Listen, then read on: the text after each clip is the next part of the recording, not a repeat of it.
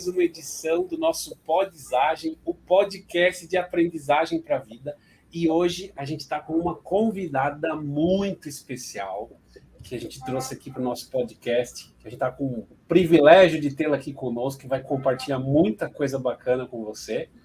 E ela vai começar honrando a tradição aqui do nosso podcast, contando uma história de aprendizagem, uma história bacana. E no final ela vai se apresentar. E eu também. Então, por favor, minha colega querida, pode contar a sua história. Vamos lá. Em primeiro lugar, muito obrigada pelo convite, meu colega querido. Bom, eu estava pensando aqui numa história bacana para contar e eu me lembrei de uma situação muito inusitada. Eu tinha ido para o Belém do Pará fazer uma auditoria num projeto. E aí, estava voltando, fiz uma conexão em Brasília.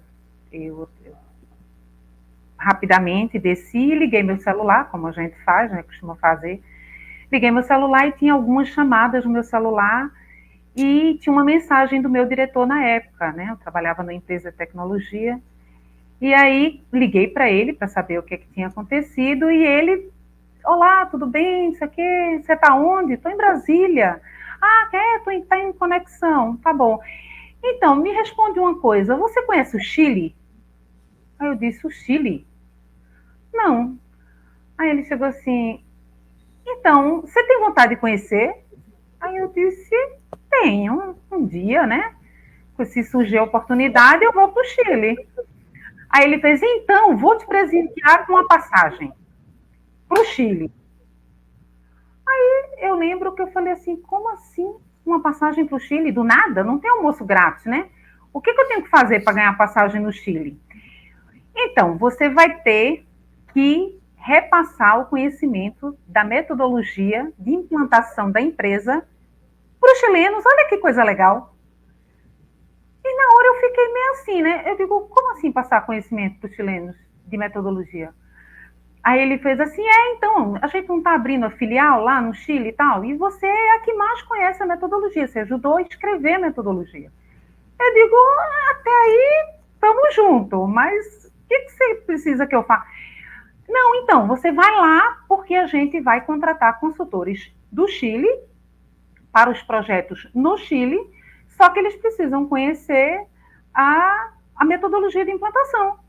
Eu disse, isso eu também já entendi. Agora, o problema é que eu não falo nem buenos dias. Aí ele chegou e disse, não. Mas aí assim, você embarca domingo. Eu digo, mas hoje é quarta. Ele fez, pronto, você tem até domingo para aprender a falar alguma coisa. Eu digo, mas como assim aprender até domingo a falar? Mas eu não sei, preste atenção, eu não sei falar buenos dias. Eu vou treinar os caras como? Ah, não, tem uma chilena lá que fala português. E aí você vai te ajudar e tal, não sei o quê. E na hora, assim, né, minha cabeça, eu digo, eu vou fazer uma pergunta clássica. Ele se faça. Eu disse, eu tenho uma opção? Aí ele disse, não. Eu disse, tá, então manda aí o bilhete. Vamos ver o que vai rolar. Bom, cheguei em casa, quarta noite, aí começou a saga, né? CNN Chile, filme na Netflix, YouTube, em espanhol e sem legenda, para ver se eu me acostumava ao idioma, né? Embarquei domingo. Minha cabeça já estava assim azogada, porque eu, obviamente, a tripulação do voo falando espanhol, o comandante falando espanhol, todo mundo espanhol para cima e para baixo, e eu lá pensando assim, como é que eu vou traduzir mais de 12 capítulos de uma metodologia numa língua que eu não conheço? Bom, cheguei no aeroporto, já era, sei lá, quase meia-noite, pega um táxi para ir pro hotel, né? E aí a gente mete o portunhol e vamos. Pega o papelzinho. É tipo isso. Pega o papelzinho lá pro taxista e aqui, ó, me leva aqui nesse endereço, por favor.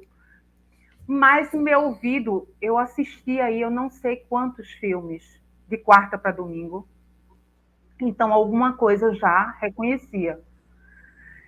Cheguei no hotel, tranquila, desfiz mala, no dia seguinte, reunião com os chilenos. E aí ele me falou assim: são 6 consultores. Você vai chegar lá e você vai fazer a reunião inicialmente com 6 consultores. Eu disse, tá bom. E fui lá para a base da empresa. Cheguei, buenos dias, porque era o que eu sabia falar, né, para todo mundo. E a pessoa vai e me leva para a sala de reunião. E eu lembro que era uma porta assim enorme, de correr. Aí a secretária vai, abre a porta de correr. Quando eu olho, que eu entro, na sala não tinham 6 consultores chilenos, tinham 12.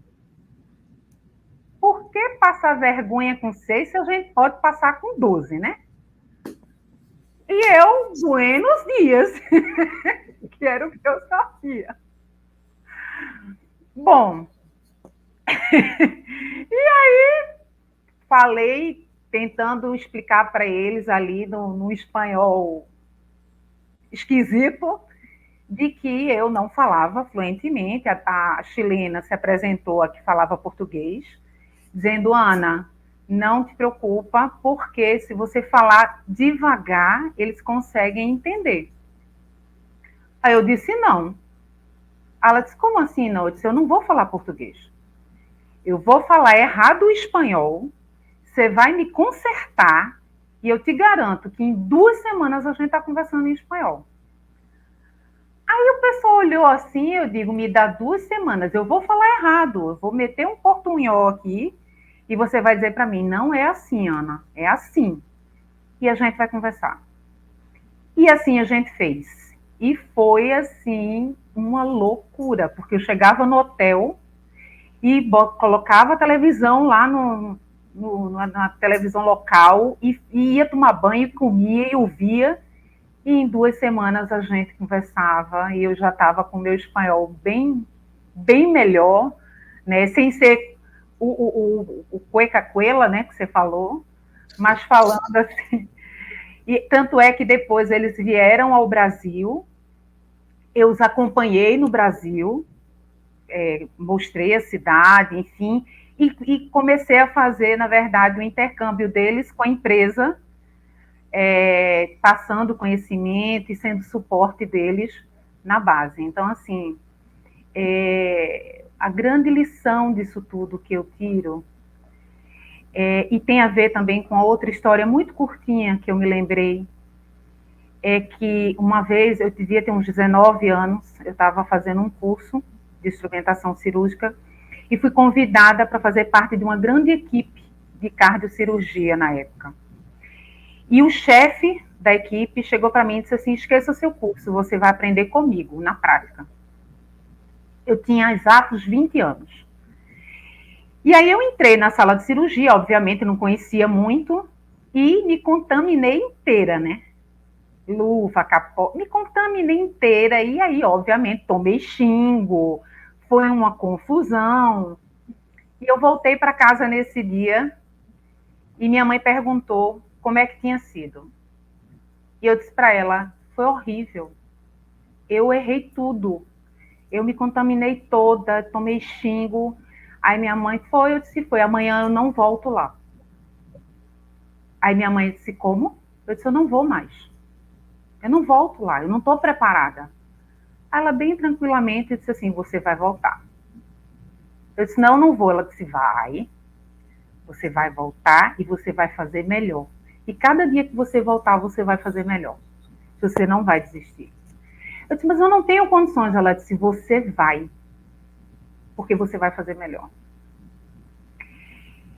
E aí, isso ficou marcado na minha vida, porque, assim, os grandes desafios que me foram apresentados, embora fossem desafios, assim, gigantescos, sempre vem a voz da minha mãe, no meu subconsciente, que ela diz assim, você vai voltar lá e você vai fazer melhor, porque você consegue. E aí o Chile me ensinou o seguinte, vai e faz. Mesmo que você não saiba, mesmo que você não tenha todo o conhecimento, se coloca à disposição para aprender com quem sabe, né? A partir do momento, eu poderia ficar na minha zona de conforto, com um intérprete lá traduzindo para mim, seria muito confortável para mim, mas eu não teria aprendido o idioma. Eu brinco dizendo que eu sou analfabeta funcional. Eu falo, ouço bem, falo bem, mas não escrevo tão bem. Mas, assim, o fato de eu me abrir e dizer assim, pessoal, eu vou errar. E vocês vão me ajudar. E eu vou conseguir. Me dá 2 semanas. Então, não desiste, se abre para aprender. Pede ajuda para quem sabe, né? E aí o conhecimento vem naturalmente. E agora eu quero que você, depois dessa pequena história, dessa saga, dessas 2 histórias muito bacanas aí, eu quero que você fale quem que é a nossa convidada, que tem aí tanto conteúdo aí, tanta história. Nossa, já deu um episódio só dessa história, já tá valendo.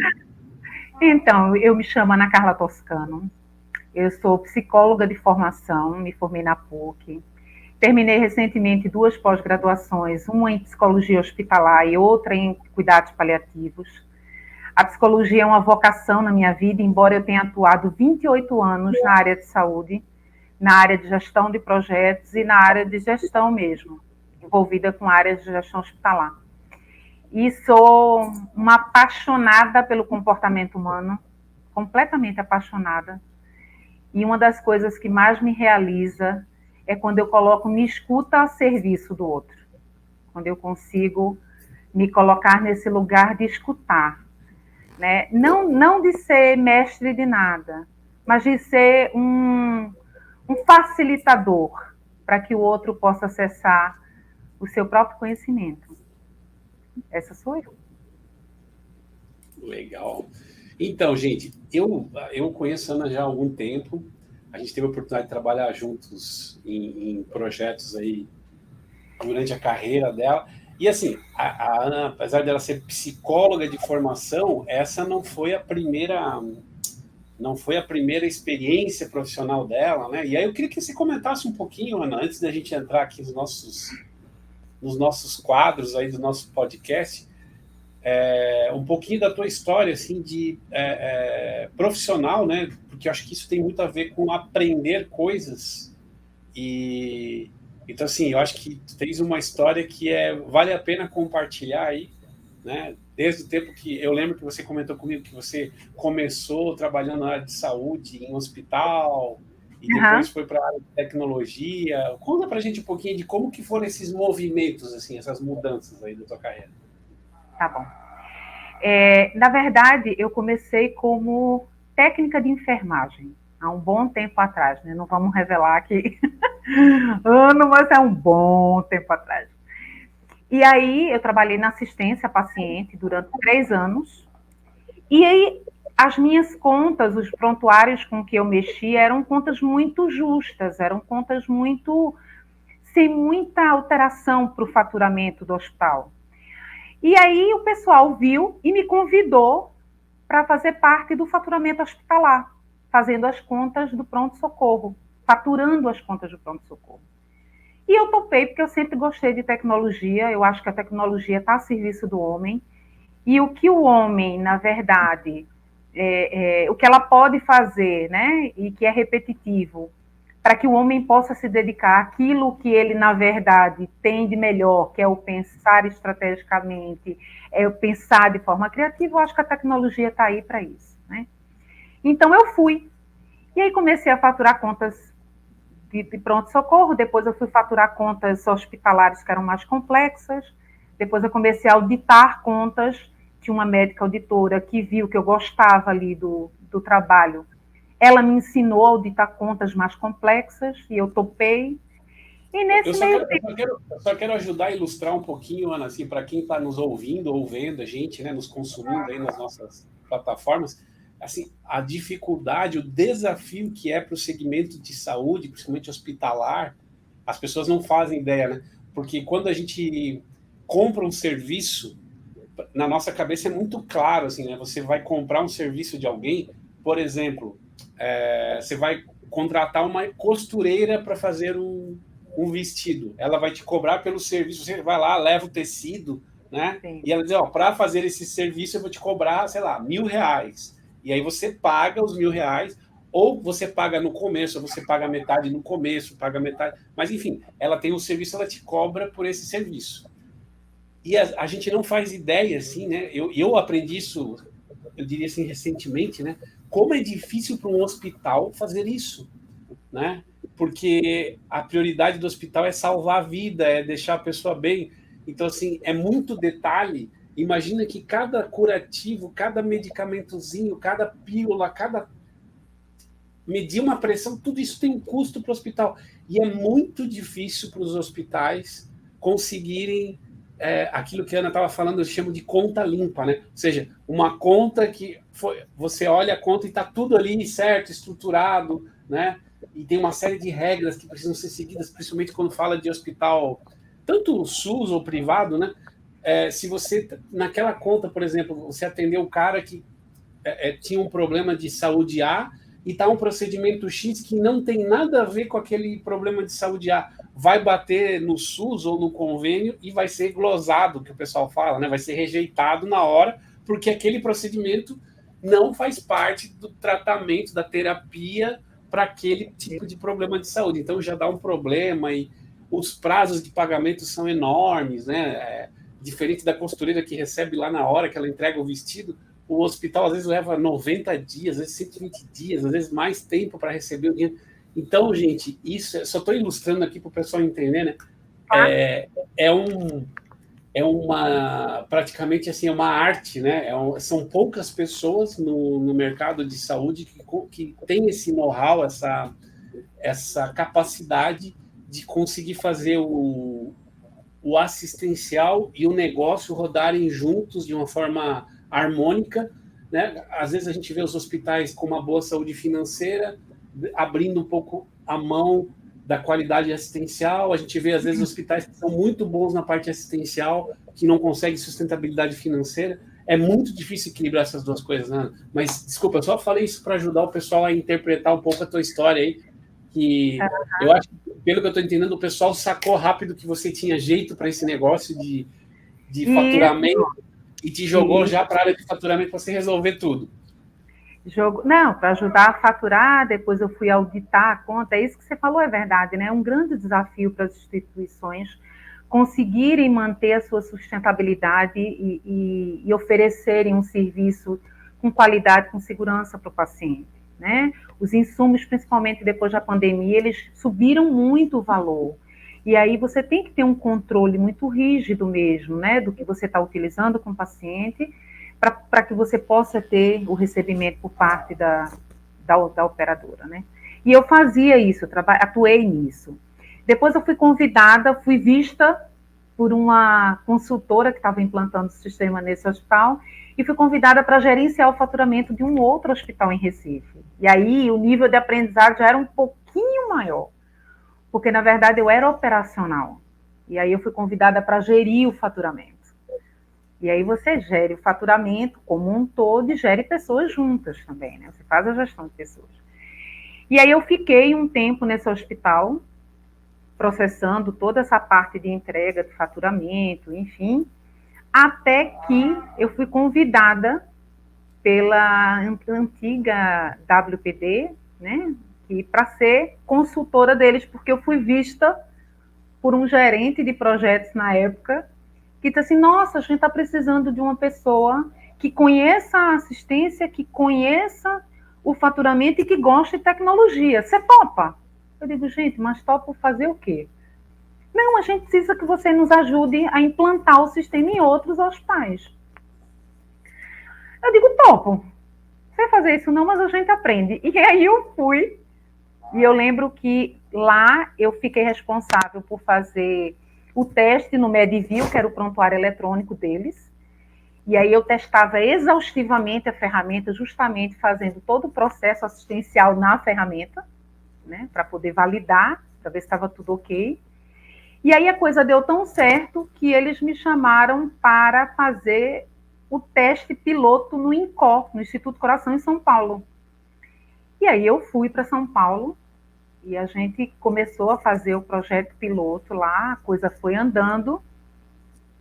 Nesse ínterim, na verdade, houve uma mudança entre os diretores, né, da empresa, eu acabei saindo, mas entrei numa outra empresa, que é a MV, onde eu passei 16 anos da minha vida trabalhando, uma empresa que eu tenho muito carinho, porque ali eu também aprendi muito. Eu comecei como coordenadora de suporte técnico, né, atendendo, fazendo suporte aos clientes que utilizavam a ferramenta da empresa. E aí depois me convidaram para gerenciar projeto de implantação na ponte. Aí eu passei 16 anos da minha vida viajando, tanto no Brasil, implantando a ferramenta, gerindo o projeto mesmo, como fora, que em 2005 eu fui convidada para implantar o sistema em Angola, em Luanda, na casa, no hospital da militar, né, deles, na Clínica Montefio. E aí eu passei 1 ano e meio morando em Angola, e depois eu voltei para o Brasil, e aí eu disse, olha, pessoal, eu preciso parar um pouquinho, porque não dá. Eu preciso ficar mais em terra, né? Porque, na verdade, tinha semanas de eu pegar, tipo, 6 voos. Eu dormia num canto, acordava no outro, e aí teve dias de eu acordar de madrugada e não saber onde eu estava. Estou onde? Ah, tá, estou aqui, tá. De tanto que eu rodava para gerir, eu gerenciava 3 projetos de uma vez, né? E era muito cansativo. E aí, em 2016, sim, desse meio tempo, quando eu fiquei em terra firme, eu fiquei no corporativo, e aí a gente se conheceu também, porque foi quando você foi, né, para a empresa, para a gente criar lá o sistema de EAD da empresa. E eu também dava suporte à diretoria, porque eu fazia auditoria nas regionais, nos projetos que estavam acontecendo nas filiais das regionais. E aí, em 2016, eu saí da MV, passei 16 anos, saí e fui convidada para trabalhar como gerente de projeto estratégico num dos hospitais que hoje é da rede DASA, na época era a rede IMPA. E fiquei 1 ano lá, trabalhando com o hospital digital. A ideia do hospital era realmente tirar papel. E eu fiquei 1 ano com eles preparando o hospital para isso, deixei 2 unidades já fazendo o piloto.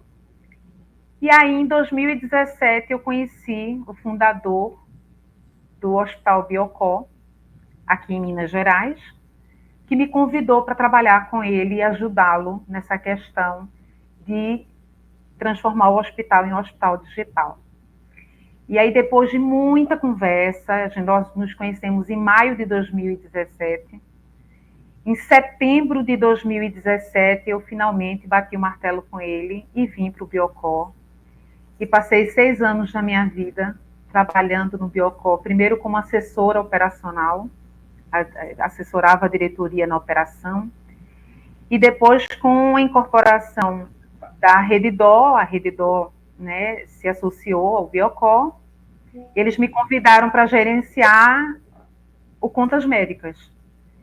E aí eu assumi o Contas Médicas com 62 pessoas embaixo de mim, e foi um desafio gigante, porque estava na época da integração, né?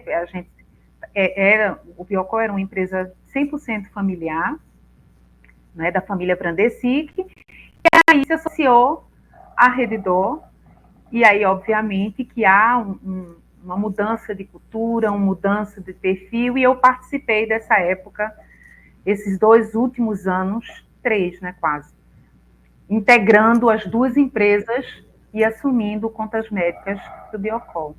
Então, numa linha do tempo, cheguei até agora, que é quando eu saio do Biocó para voltar para minha cidade natal, que é Recife. E mudar de carreira de novo, né? Porque você, nesse meio tempo aí todo, você estava, né, entre outras coisas, virando psicóloga, digamos assim, academicamente, porque eu acho que você já nasceu psicóloga, né? Você já sempre, eu acho que você sempre foi, só estava buscando enfim, a formação acadêmica, né? Eu acho que aí durante os últimos anos você estava se preparando e agora você está nesse ponto de mudar de novo, né? Tá? Conta um pouquinho aí pra gente. O que você está inventando agora?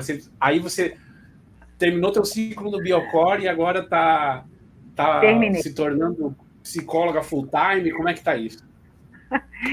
Então, nos últimos 2 anos, fora gerente de contas médicas de 8 às 18, eu estava atuando como psicóloga das 19 até as 22, atendendo no consultório, né? Fora isso, eu sou terapeuta, eu sou aromaterapeuta, fora psicóloga clínica, eu sou psicóloga clínica de formação, mas eu também sou aromaterapeuta, sou terapeuta floral, e essa parte do cuidado sempre me encantou.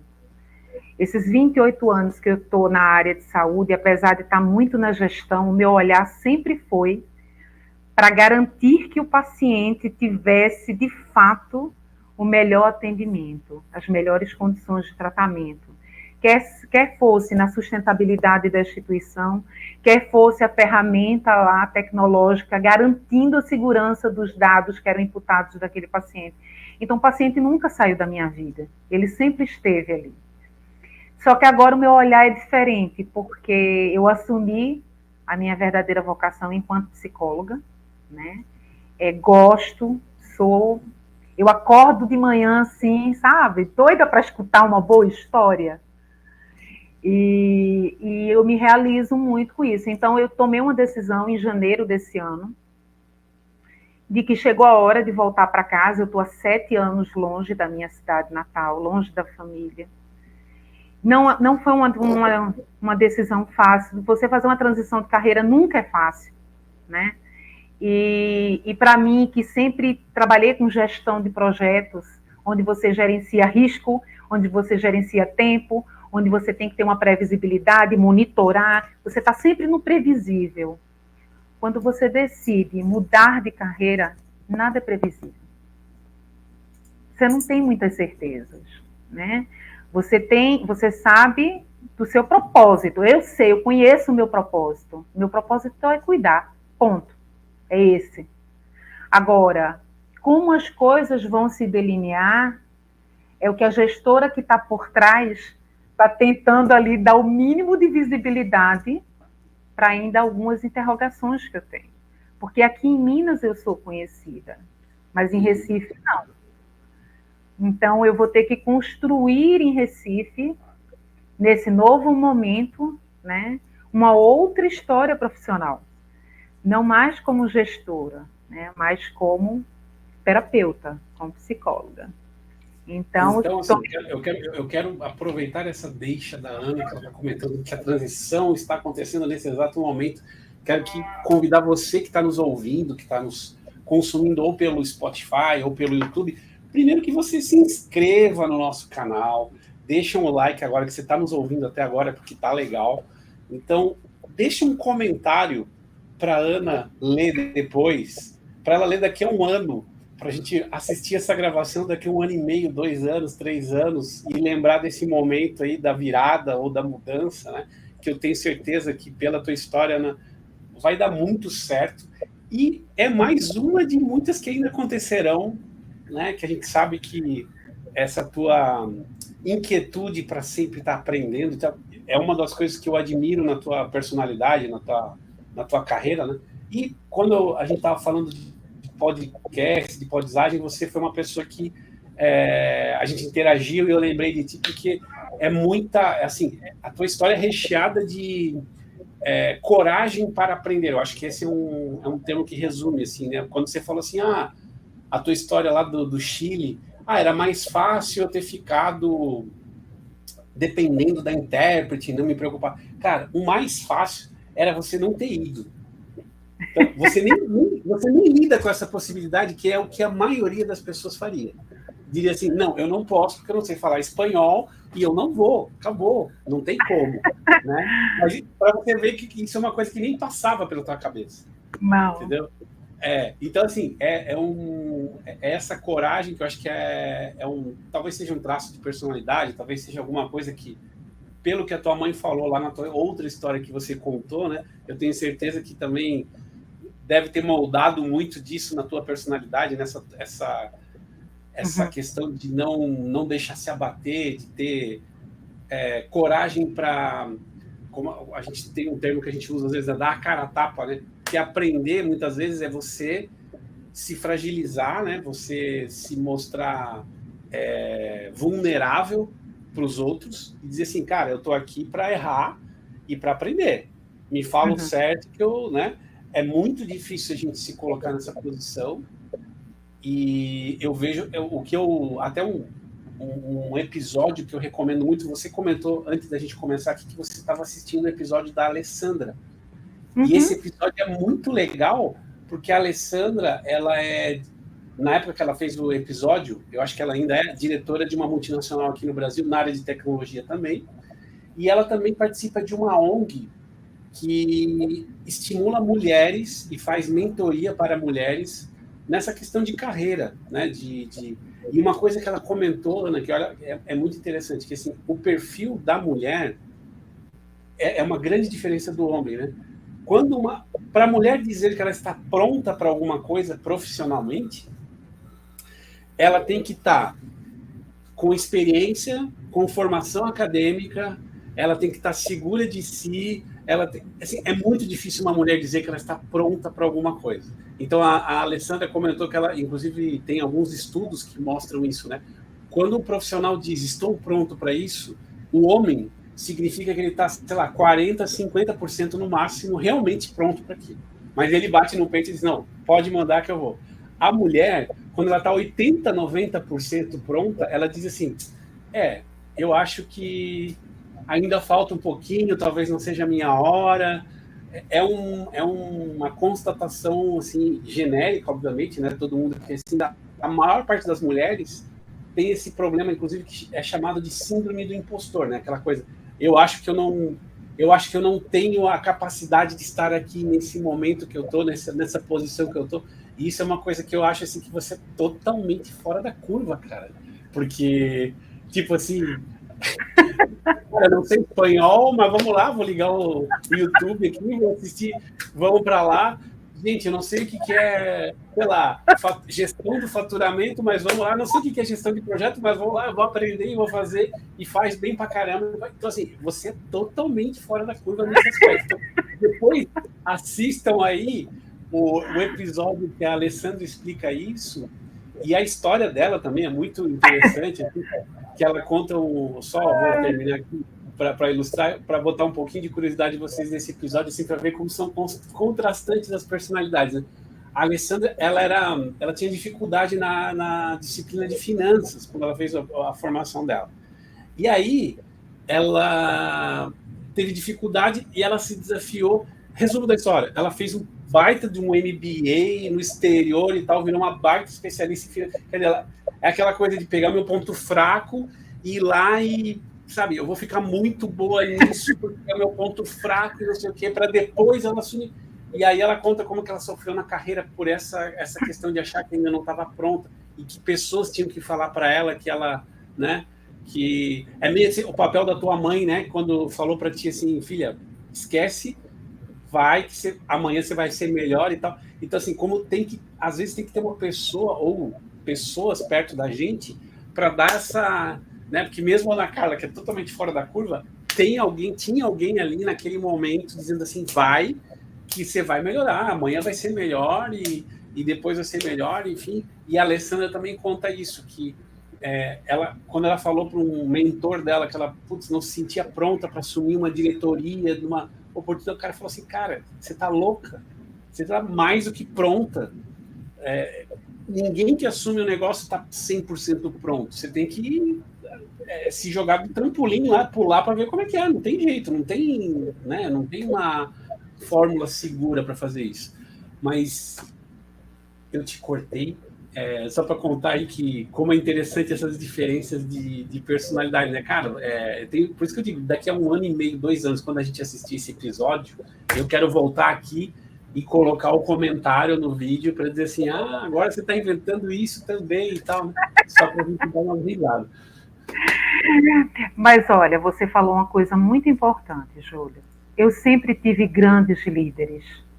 Eu sempre tive a sorte de encontrar pessoas que enxergaram o meu potencial quando eu nem sabia que eu tinha. Eu nem tinha consciência de que eu tinha. E ele dizia assim, vai, vai. Eu dizia, não, mas vai. Eu só me lembrava mesmo da minha mãe dizendo assim, eu tenho uma frase que ela é a frase que eu uso para a vida. E nesse momento eu tenho escutado muito ela na minha cabeça e tenho repetido muito ela na minha cabeça, que é, tá com medo? Vai com medo mesmo, querida. Então, assim, eu vou. E é essa história de ir. Mas eu sempre tive pessoas que estavam ali por trás de mim, nos bastidores, sabe? Olha, aqui não, vem por cá, não fala tal coisa. Então, assim, e mesmo quando eu errava, teve uma história muito interessante. Eu tenho um grande amigo que você conhece, inclusive, talvez de vista, não sei, mas ele foi meu diretor durante 11 anos. E ele me escalpelava, né? Ele morre de rir comigo quando eu falo isso hoje. Ele tirava meu couro. Mas, assim, ele entrava comigo nas reuniões, que eu ia para a reunião de diretoria, né? E ele ia junto, porque eu, como gerente do projeto, tinha que ali dar para ele um apoio. E ele entrava comigo nas reuniões e ele dizia assim para mim, não fala nada, só observa. Eu digo, tá bom. E aí a reunião acontecia, às vezes era boa, às vezes era um caos, enfim. E a gente saía dali e ele dizia assim, vamos jantar. E aí a gente ia jantar. E no jantar ele perguntava assim para mim, o que foi que você viu? Vi isso, vi aquilo. Ele, não. É assim, assado. Veja como a peça vai mexer. Isso aqui é um jogo de xadrez. Veja que eu fiz tal coisa, você vai ver que a reação vai ser tal. Preste atenção. E aí, o tempo foi passando. A gente fez isso com 2 reuniões, com 3, com 4, com 5. Na sexta, a gente foi jantar e ele disse assim, o que você viu? E aí eu falava, ele fez assim, tá melhorando. Então, assim, e hoje eu entro nas reuniões, eu me lembro muito dele. Porque eu dizia assim, só vou ouvir no começo. Deixa eu ver como é que as peças vão mover aqui, para poder eu falar. Então, assim, eu me considero uma pessoa de muita sorte. Uma privilegiada. Porque eu tive pessoas que me enxergaram. E eu sempre tive esse cuidado com a minha equipe. Eu sempre olhava para os meus 62 e muitas vezes chamava eles para reunião e dizia assim, senta aqui, me conta a tua história. Eles achavam que eu ia dar lá a maior bronca. Eu dizia assim, vamos tomar um cafezinho, vamos, senta aqui. Me conta, qual é o seu maior sonho? Ele fazia, como assim? Eu digo, me conta, deixa eu conhecer você. Você trabalha comigo e eu não sei quem você é. E aí eles contavam. E aí eu ia conhecendo um pouquinho o perfil deles. E aí eu sempre fazia 3 perguntas. Eu dizia assim, me conta uma coisa. Quais são teus 3 pontos fortes? Que você acha que são top? Assim, que você diz assim, olha, se eu pudesse, eu aprimorava mais. Na sua grande maioria, eles não sabiam me dizer. Eles diziam assim, eu nunca parei para pensar sobre isso. Eu disse, tá bom, então volta lá, pensa, depois a gente senta e conversa. E aí eles passavam um tempo, eu chamava, e aí? Aí eles falavam. Eu dizia, agora me dá teus 3 pontos a desenvolver, para eu te ajudar. Ah, não, mas aí eu não sei. Eu disse assim, eu não estou te perguntando para te demitir. Eu estou te perguntando para te ajudar. Me diz quais são teus 3 pontos a desenvolver. E aí eles diziam, e aí eu ajudava. Não, vem por aqui, vai por ali. Então, assim, eu sou uma pessoa inquieta, acho que você me definiu bem. Eu sou muito inquieta. Eu não me conformo. Quando alguém diz assim para mim, não, isso aqui, não, você não vai conseguir. Eu digo, não. Difícil é tudo aquilo que eu ainda não sei fazer. A partir do momento que eu aprendo, fica fácil.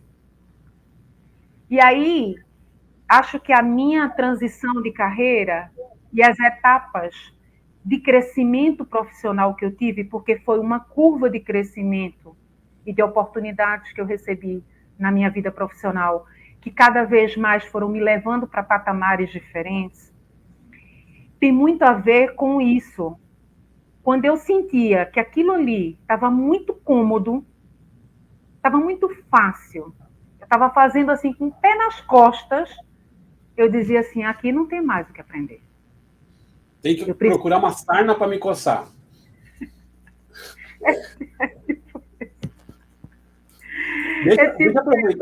Deixa eu aproveitar essa tua lição aí para a gente entrar num quadro aqui que a gente chama de as melhores lições, ou uma lição que você aprendeu em tantas transições aí.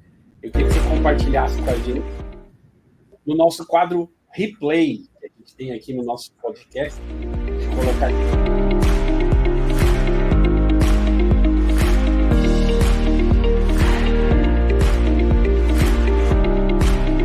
Então, dona Ana Carla, eu queria entender aqui o que você tem assim de lição para compartilhar, coisas que você faria de novo, algo que você, em todas essas suas aventuras de aprendizagem, nas suas buscas de novas sarnas para se coçar, assim, o que você aprendeu que você acredita que vale a pena ser repetido, ou pelo menos para as pessoas assim procurarem atenção nesses pontos, enfim, o que você acha que vale a pena compartilhar?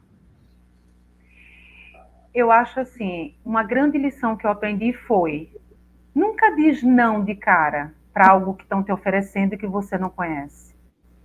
Ouve primeiro. Tenta entender o que é que estão te propondo, né?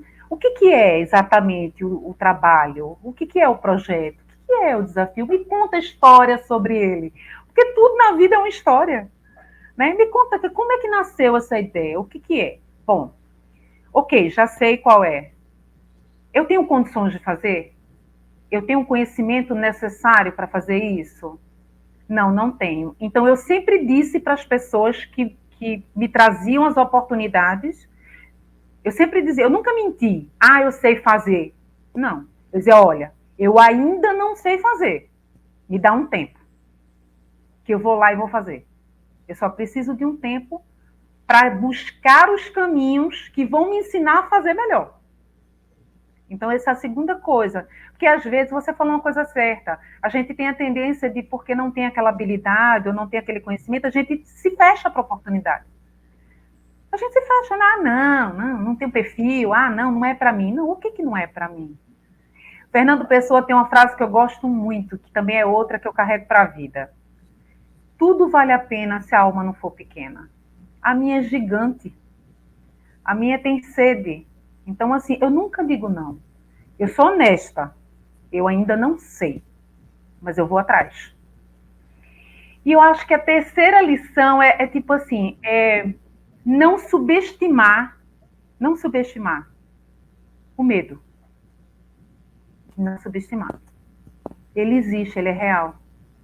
Então, assim, a minha ida para Recife me deu um baita medo. Assim, como boa taurina que eu sou, preciso de chão para pisar. E eu simplesmente dei um salto no escuro, né? Mas, assim, teve o medo? Teve. O que eu fiz com ele? Deixa eu entender o que esse medo está me falando. Sobre o quê? Sobre me planejar melhor? Sobre fazer uma reserva financeira para eu poder ter fôlego para construir essa história? Sabe? E não ignorar o medo. Dizer assim, não, que nada, vai dar tudo certo. Vai dar tudo certo. Mas há uma grande chance de dar errado também. Então, se der errado, o que eu vou fazer com isso? Qual é a minha solução de contorno para isso, sabe? Então, assim, o que eu faria de novo? Eu não mudaria nada na minha trajetória. Nada. Porque eu acho que eu sou quem eu sou por conta disso. Por conta de todas as oportunidades que eu tive, por todos os perrengues que eu passei, por todas as histórias incríveis que eu tenho para contar para os meus sobrinhos, né, para os meus amigos. Então, assim, não mudaria nada, Júlio. Nada. Legal. Olha, excelentes dicas, excelentes ensinamentos, eu diria, né, dessa questão do medo. Eu acho que tem muita... já ouvi também assim muito da palavra intuição, né? Às vezes o medo você colocou ali até de uma forma mais racional, né? Tipo, tentar entender o medo para decompor o que está ali dentro e ver o que eu posso, né? O que eu posso fazer para minimizar esse sentimento e tal. Eu também já ouvi muito assim de intuição. Às vezes o medo é um aviso que putz, tem alguma coisa que não está fechando e que eu preciso resolver primeiro, né? É o teu corpo te mostrando que tem alguma coisa para você respirar fundo e olhar com mais calma, né? Porque pode ser que, é isso que você falou, talvez falte uma reserva financeira, talvez falte planejamento, talvez seja outra coisa que você não percebeu e aquele não resolvido fica aquele sentimentozinho te incomodando, né? Que às vezes é o medo, né? E essa tua outro aspecto que você falou de estar aberto para, né, não dizer não de cara também, isso é algo que eu acho que isso tem muita vez com perfil, cara. Eu acho que tem muita vez com perfil. Não que isso seja determinista, mas assim, eu sinto que as pessoas que têm um perfil mais cauteloso, mais cuidadoso, elas têm mais dificuldade de aceitar coisas novas, de estarem abertas, porque aquela história de eu quero ter certeza, eu preciso entender aonde começa, aonde termina, eu preciso saber exatamente a regra do jogo. Se eu não tiver tudo isso definido, eu não entro para jogar, porque eu não. É meio que aquela aversão ao risco. Né? Então, eu já convivi muito com pessoas assim, que você tem que fazer todo um trabalho de tentar fornecer segurança, tentar explicar que às vezes você vai estar do lado para apoiar, né? Às vezes é isso também que as pessoas sentem falta, né? Puxa, eu vou estar sozinho ali, eu não vou saber o limite, eu não vou saber onde começa, onde termina, sozinho, como é que eu faço? E às vezes se tiver alguém do lado simplesmente dando apoio, o negócio já vai mais rápido. Mas eu adorei as tuas 3 dicas, só que agora a gente chegou na parte mais esperada do nosso podcast, que é o contrário. Agora eu quero que você compartilhe aquilo que você sabe que não funciona e que você já fez ou que você já viu sendo feito, ou que você já ouviu alguém falar, enfim, mas é o nosso quadro que chama Tiro no Pé, que é o mais reprisado do nosso podcast aqui. Eu vou botar a vinheta aqui também.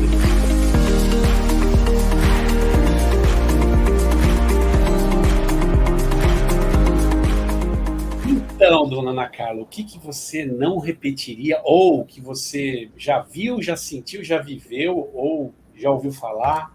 Qual que é a dica aí? Então, do mesmo jeito que eu falei, para ser honesto, quando você não sabe desenvolver uma atividade, eu já vi, não aconteceu comigo, mas até porque eu sou franca demais, mas eu já vi pessoas que trabalhavam em projetos comigo dizerem que sabiam fazer, dizerem que iriam entregar aquilo e não conseguir. E aí isso, por que é um tiro no pé? Porque você tem uma coisa que eu prezo muito, né? Nós temos uma coisa que eu prezo muito que chama-se credibilidade.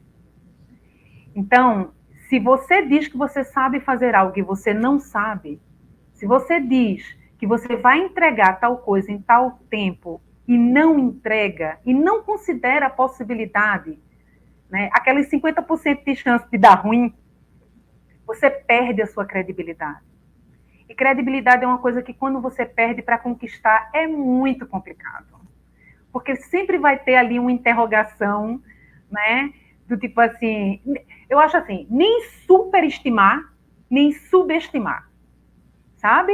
É você ter uma coisa ali, mais justa, mais equilibrada, do tipo, olha, eu ainda não sei, eu vou pensar sobre o assunto, vou estudar melhor, e aí eu te retorno, e a gente senta para discutir aqui quais são os riscos que a gente vai correr indo por esses caminhos que eu vou te propor. Né? Então, eu já vi, assim, tá muito ruim projeto do diretor do hospital, do superintendente do hospital, não querer nem conversar mais com a pessoa. A pessoa nem entrava mais na sala para falar com ele. Porque a falta de credibilidade foi algo, assim, que marcou o perfil profissional daquela pessoa. Então, eu acho que, para mim, isso pesa demais. Legal.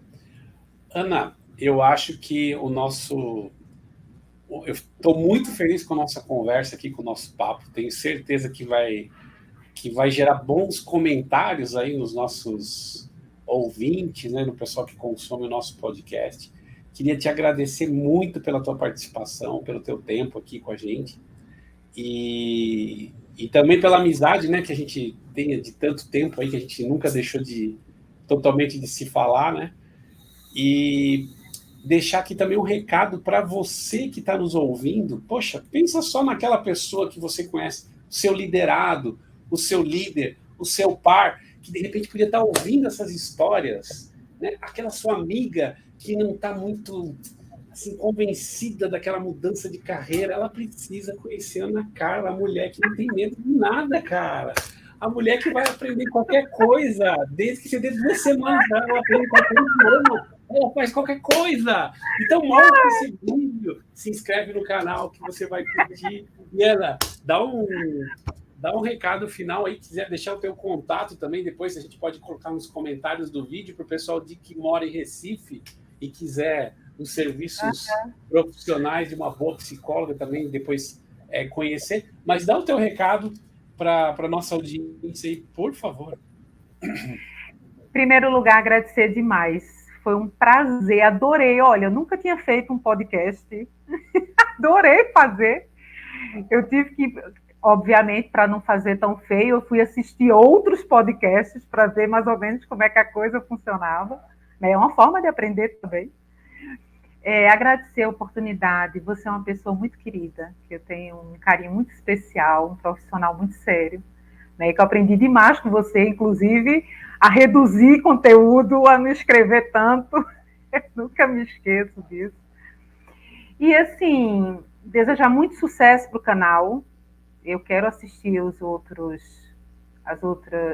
bate-papos, aprender com outras pessoas também, né? Porque eu acho que a vida é isso, é uma troca. A gente nunca sabe de tudo, e quando a gente entende isso, a gente fica aberto para aprender e conhecer mais.